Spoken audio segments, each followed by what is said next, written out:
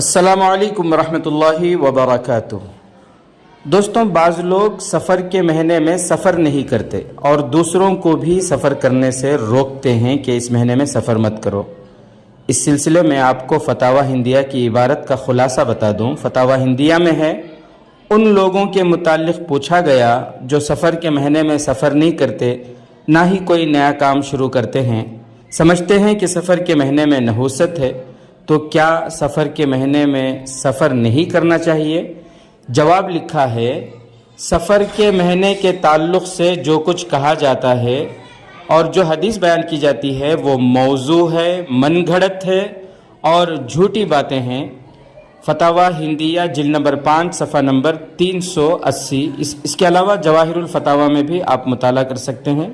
دوستوں، جس طرح اور مہینوں میں سفر کرنا جائز ہے، اسی طرح سفر کے مہینے میں بھی سفر کرنا جائز ہے۔